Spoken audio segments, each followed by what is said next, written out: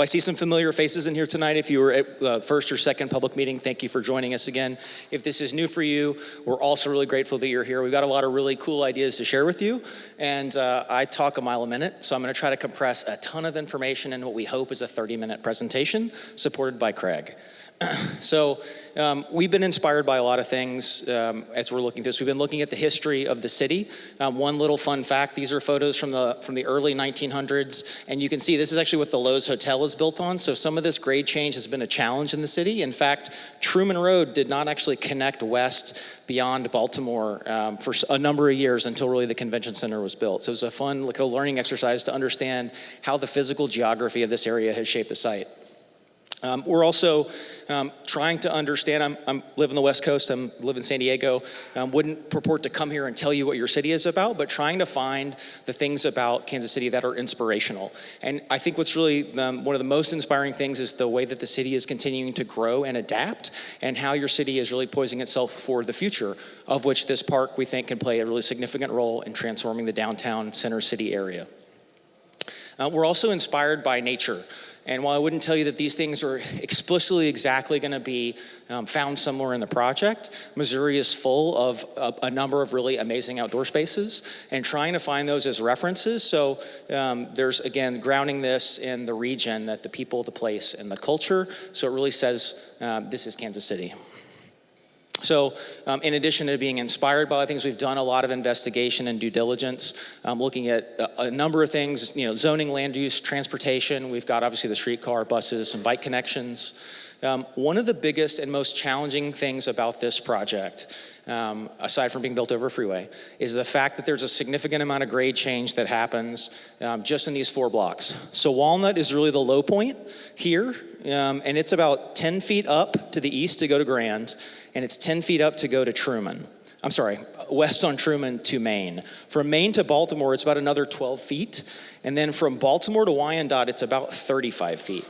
So in a 5-acre space, which is 4 city blocks, that's a lot of grade change. So it's made both an interesting design challenge, but it's yielded some really fun solutions. And I think we've really found an interesting way to have people occupy these spaces that might otherwise be a bit of a challenge.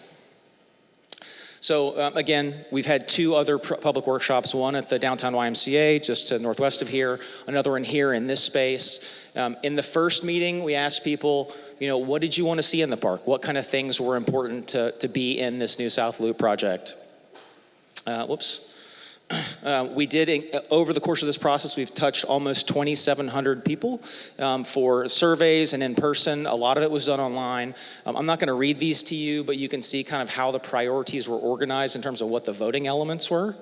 And then this has been informed again by how we started to organize these pieces. One thing that we thought was really interesting, we want to understand what should this park be for the city, and overwhelmingly, the notion of a community yard for downtown, community front yard for downtown was something that came up a lot. The other thing that was interesting and not to be ignored is the notion of the refuge in the city. If you walk around downtown, you walk around the crossroads, there's not a lot of trees, there's not a lot of green, right? So the opportunity to take this park and make it really green and a refuge, this place that people naturally want to gravitate to, I think is a really big opportunity. It's something we focused a lot of our energy on. I will say the place for civic and cultural events scored low. I think we are, as we've been working through this, one thing we have paid attention to, we're very cognizant of where this is in the city. You got T-Mobile right around the corner. That's the 16 to 18, 20,000 person venue. You've got Power and Light right here, which is kind of in that 8 to 10. So we want this park and its facilities to complement what's happening in the city and not compete. It's been a really important goal of ours, and I think we've done a pretty good job. If you don't, you're welcome to come tell me afterwards. We'll be circulating here after the presentation. So Chris talked about this already. Again, we had kind of some approaches about how the park might be organized.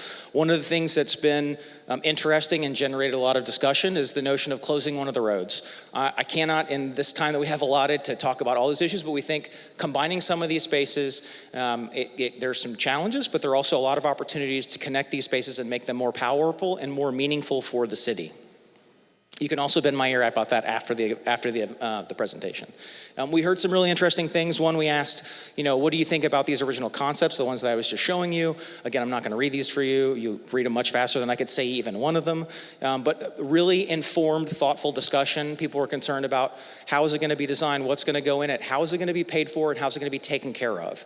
And then the other thing too is how can it be more inviting and more inclusive? How can we get more people in Kansas City engaged in this project and have them enjoy this for years to come?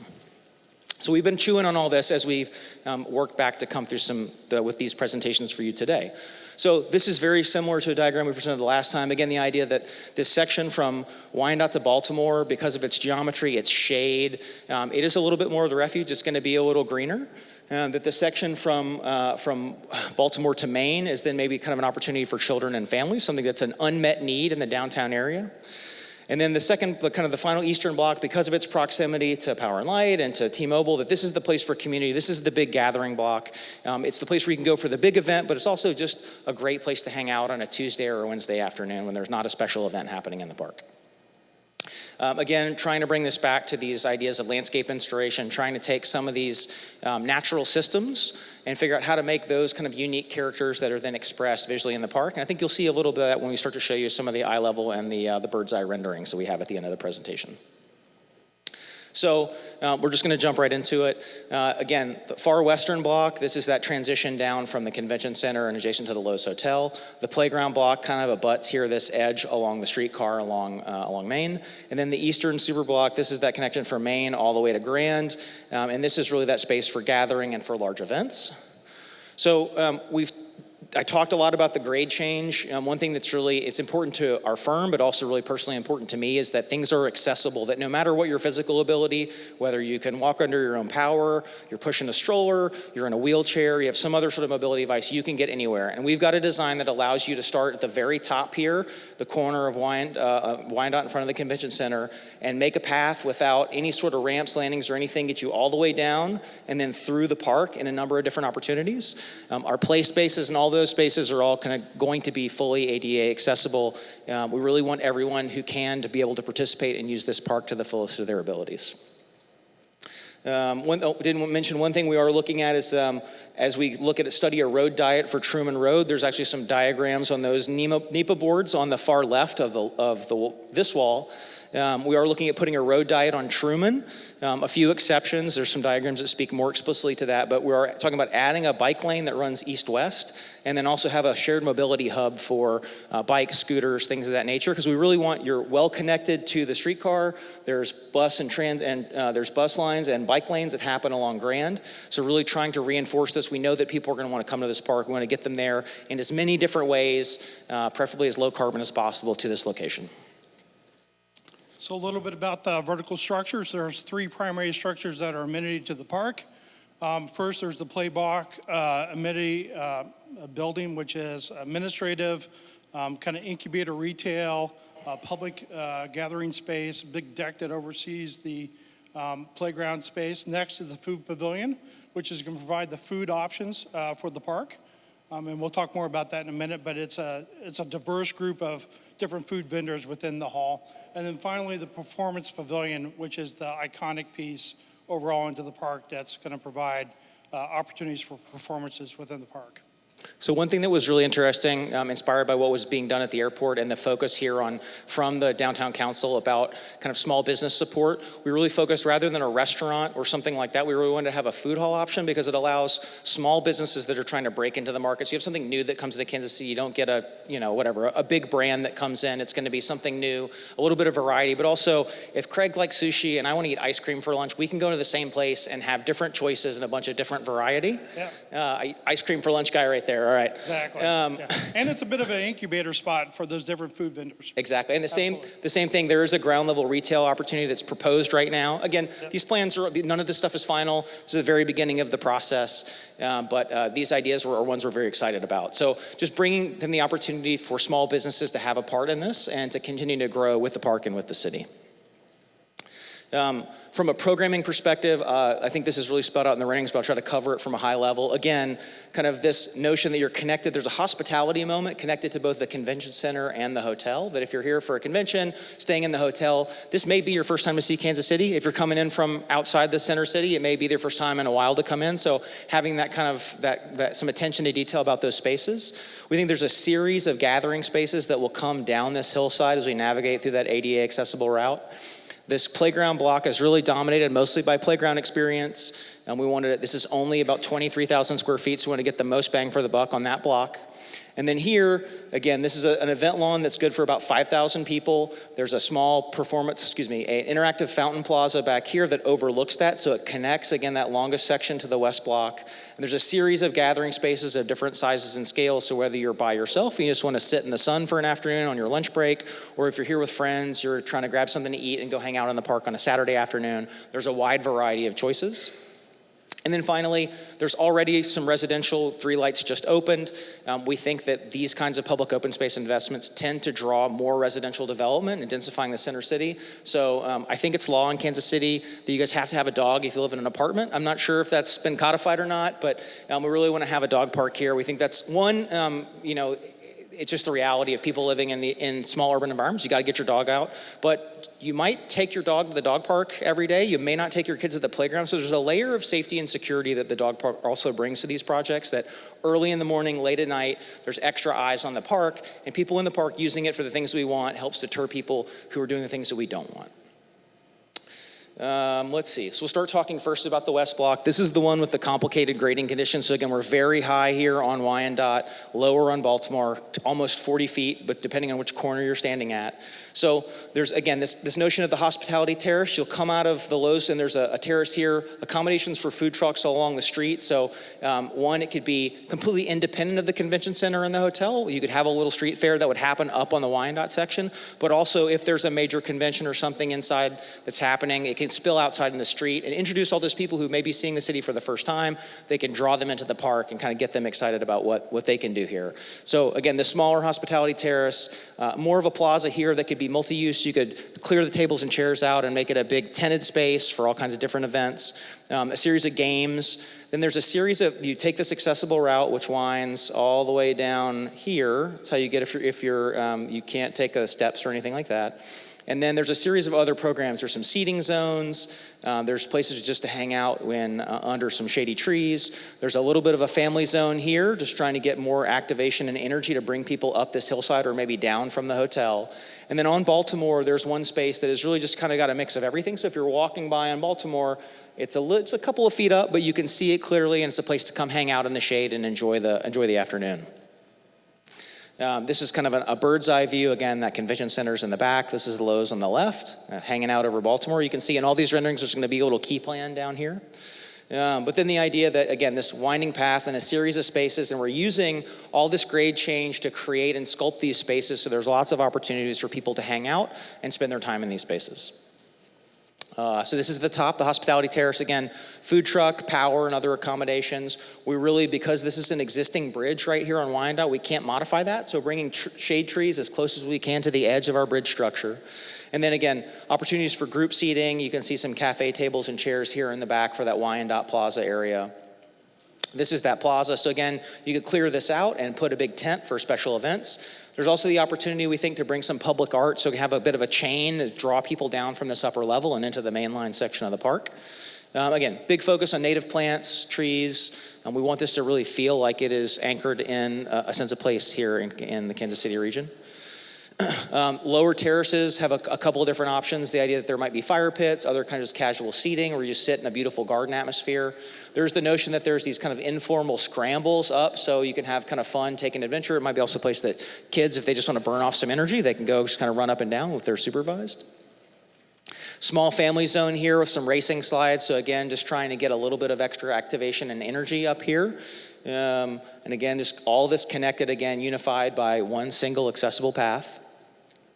And finally, this is the notion, kind of the idea of what might happen at Baltimore, where you'd have kind of seat walls that help retain grade. You got picnic tables or community tables, maybe a game of ping pong or foosball, and then also just cafe furniture. So shady or sunny, you have a little bit of control over your environment. You can grab something to sit where you want to go. The second block is the playground. And so this is the one we've had the most fun with. To be honest. It's so starting on, this block is about 10 feet, 12 feet higher on the west side than it is on the east. So if you walk out onto this east side from this corner and you just walk out level, you land up on the second floor of this building. So if you know the site also, there is an existing transformer for the streetcar. So Craig, why don't you tell them a little bit just conceptually about how we've addressed the building? Yeah, exactly. So actually there's a big box that sits there today. So what we did was we actually combined the building with the transformer gear that sits there today to create one building versus kind of two buildings overall on the site.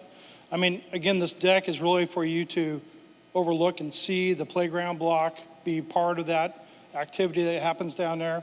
Up there on the top corner, you will actually be able to rent that space as a community event space. Again, have public events there as well. So. And Craig's touched on something really important. A lot of people asked how is this going to be paid for, how you're going to keep it safe, how you pay for security. So having some opportunities for revenue generation in the park, it's a fine balance because we don't want to take things in the park away from people. At the same time, the kind of security and things that we think are necessary to take care of these downtown parks do cost money. So trying to find that right balance there is something we've thought a lot about. So that idea that this event deck could be a leasable space, it's connected to a small park office in the upper level. And the lower level, again, there's that small retail outpost and then some park restrooms. And security is located there as well. That is a great point. We definitely know downtown parks definitely need a little bit of extra attention to safety and security. That means good lighting, but also a physical presence. So the playground, this is still a concept, but the idea is that there's two towers that are united by both a pedestrian accessible deck that takes you out here and an adventure structure that connects both of the towers and the bridge. And the idea that there's nets, climbers, hangout space, and other kinds of adventure place for kids to play in. There'll be some slides coming off of various pieces. There's a slide on the other side. And then the nature play section is a little bit more hands-on. It's where you can there'll be sand and water play activity where kids can work together to manipulate the sand and the water. These are really, really simple systems that are really fun and a different change of pace from what you would find in a conventional playground anywhere in the city. So this is standing on that southwest corner, so you can see the kind of how the deck leads you up to accessible path leads you up to the event deck in the distance. And if you're like me, I don't have kids, but I am basically a large child. So you spend a lot of time trying to watch kids, and the sound of kids playing, it's a pretty magical thing. It's very attractive to a lot of people. So we definitely don't want unattended adults in the playground as much as you can manage. So we made a number of observation zones where you can be on the perimeter, kind of watch the action that's happening in the playground, but be at a respectful distance. This is now from the northeast corner. So there's a kind of a cafe seating plaza. Because we haven't talked much about the structure, but if you look, there's a diagram all the way on the board on the far left side. You can't see it from here, sorry. But you should check it out on the way out. We're building, we're above the freeway. There's a structure that's going to support all this work. And so to do that, in a couple of instances, it does get a little tall. So we step up in a few areas here, particularly along the edge of North Truman and Main here. So there's a few steps that come up. But then that gets you kind of a little seating zone off the street. It protects you a little bit from the busyness of the streetcar. But you can also then see the strong connection that these are really kind of powerful, kind of vertical elements that are both a kind of a wayfinding and identity point, but also they're pretty unique. You can see the scale where this is kind of the second level, and there's a third level up here that kids can fly, and it's all contained with like an anti-climb mesh. Very safe, but also a really, really different and exciting play experience. So going inside the playground, you can kind of get a sense. The towers, can't quite read them, but you can see there's some shapes here. There's play nets and climbers and things that take you up to 3 levels.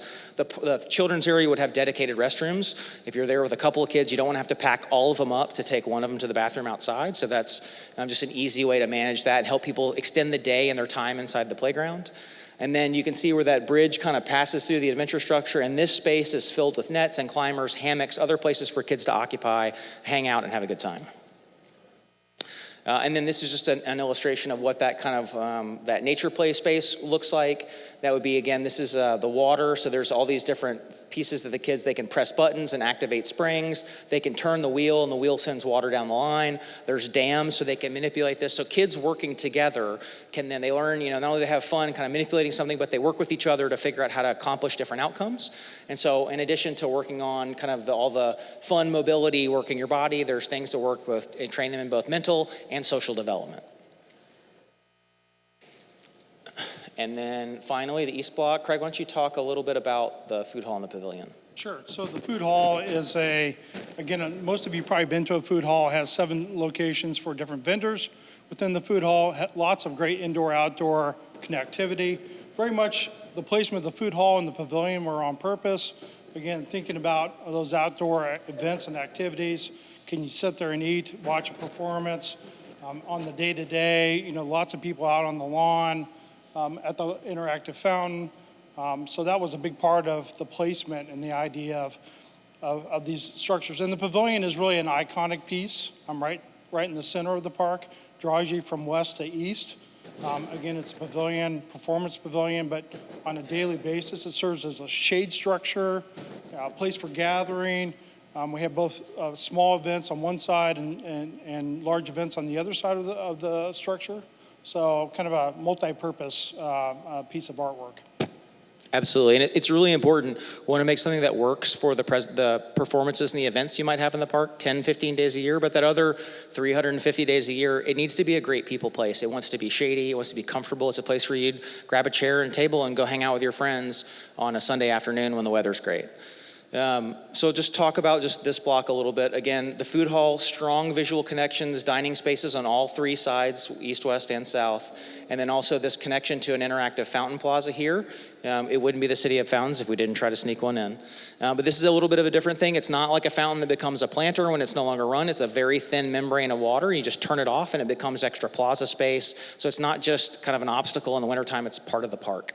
That plaza then looks over the event lawn, again, for about 5,000 people all told in this space. And then really, one thing I didn't mention, so this block, Walnut is the low point.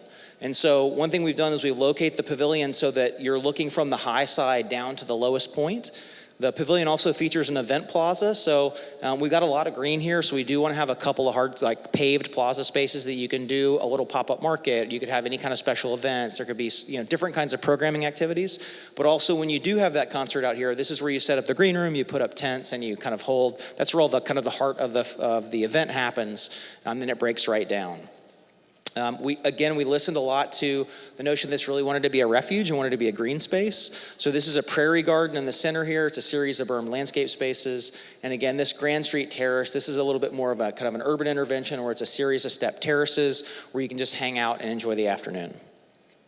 So I'll run you through a couple of these eye levels. Again, this is the west side of that fountain plaza, looking across the fountain to the performance pavilion. You can see the indoor-outdoor spaces. This is the bar that goes from inside to the outside for our outdoor service. Again, overlooking the overall lawn space. Yeah, so the food hall and its outdoor terrace seating, even inside, is a really great connected space. If there's something cool happening in the park, this is going to be the place to be. And in terms of the food hall, we're talking about a wood structure, really natural materials that really relate to the overall park experience. Absolutely. So this is one thing, this is a fun little tidbit here. There's definitely we have to manage stormwater in any kind of modern project, right? This project is going to be creating land over the freeway, right? So all the water that would have fallen on the freeway now is going to fall on the park. So on the south side, there's a series of rain gardens that connect. This is a little bit of a cantilever, so really the line of the structure below is kind of like that. So just a couple of feet hanging out there, so you just don't see it. It's a little bit of a trick that grows the space a little bit, gives you a really interesting view over the street, and it's not so separated that it feels daunting. It's not like Barney Alice, right? Where Barney Alice is a huge wall in some of those sections. You can't even see into the park, right? This is much more. This is more like 3.5, 4 feet. Small amount, it makes it a little bit of a challenge in terms of access. We have to have a few ramps and a couple other conditions, but it allows us to capture a little bit more space and make this more usable. Again, making sure elevating the stage up a little bit so you have that good viewpoint. And it's a double-sided space where you look out on the backside here and you can have this kind of amphitheater that sets up for just on a day-to-day hanging out. It's a great place to go ahead and just use this space, but also clear out the furniture, set up a tent, or do something else, and all of a sudden it works for a bunch of different applications. This is that prairie garden again with kind of stone seat walls, native plantings, couple of shade trees to shade key locations out so it's not too tough in the summer. Here's the notion of that dog park along North Truman. And then this is, if you've left a concert at T-Mobile and you walk right through, this is the space you come into. So there's a series of terraces. It's green, and trying to right size this so it's big enough when you have people coming out. We have several thousand people coming out of a concert, but also not so big that it feels really empty on a regular afternoon in the middle of the park. So that's the slideshow presentation. We do have a short animation, so now I'm going to turn and rely on Chris to make the swap over. Thank you, Chris.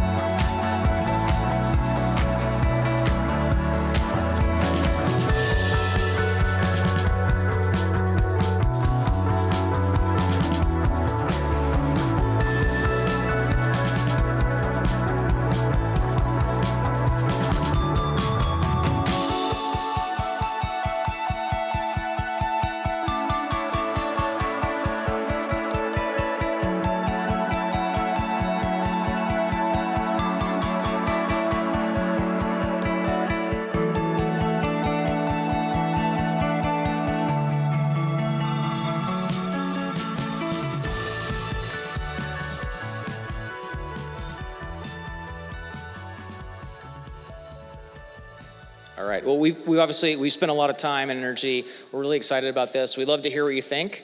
We'll be Craig and I, as well as others from the project team, will be circulating around the boards in the back. We invite you to please come talk to us, ask us questions, let us know what you think, good, bad, or indifferent. We would like to hear what you have to say about the project. Thank you so much for showing up tonight. Really appreciate it.